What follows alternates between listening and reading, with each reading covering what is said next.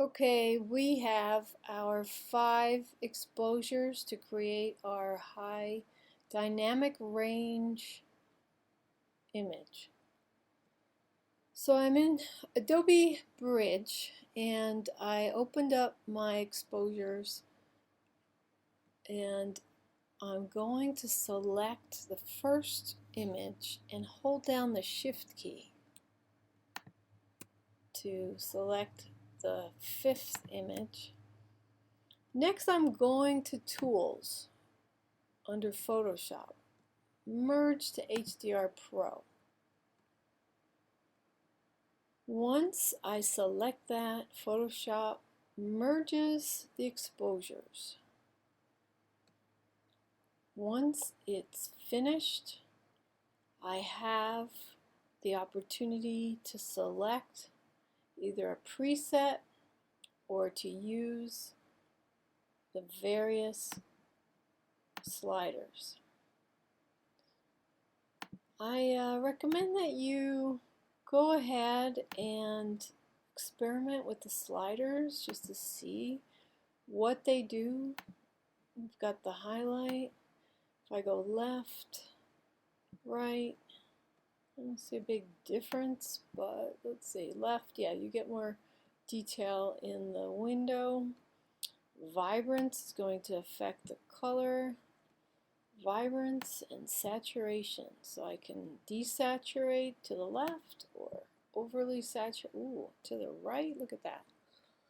Next, let's see, I think I would like to see what the presets have to offer. So if I go to City Twilight, start at the beginning, it's kind of dark. Flat, it's just setting everything to the middle. Monochromatic artistic. We can check into monochromatic, high contrast, low contrast, just plain old monochromatic, more saturated, photorealistic high contrast, photorealistic low contrast, plain old photorealistic, then something called RC5, saturated, somebody named Scott 5. It makes some strange details in the leaf. Surrealistic high contrast. Surrealistic low contrast. Whoa. It's like looking through a foggy glasses. Surrealistic. Alright, you know what? I kind of like either photorealistic, it's a little boring, or maybe more saturated. That's kind of pumps it up.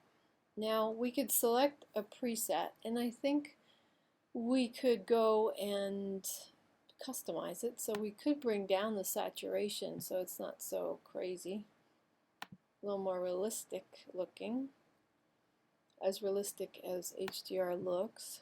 I don't know. Let's check out photorealistic, and maybe, yeah, let's work with that. Let's boost a little shadow detail, a little saturation. How about some exposure, maybe? Whoa, okay, maybe that was a little too heavy-handed. Nah, maybe there. Okay.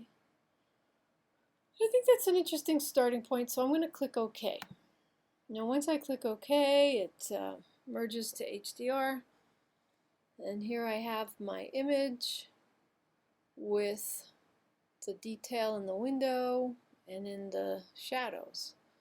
So I think that's a really interesting beginning. I might go to the levels, image adjustments, levels, and I might just see if I can put a little brightness in here like that. Click OK. As I said, a good starting point. You might not like the saturation. One of the reasons I like to do HDR though is to get that crazy saturation, like a hyperreal, surreal look at reality. And my histogram's looking pretty good. So I think I'll go ahead and save this. So File, Save As, give it the title Plant HDR2, and just save that. So anyway, that's one way to do your HDR. In the next movie, I will show you how to use Photo Matrix.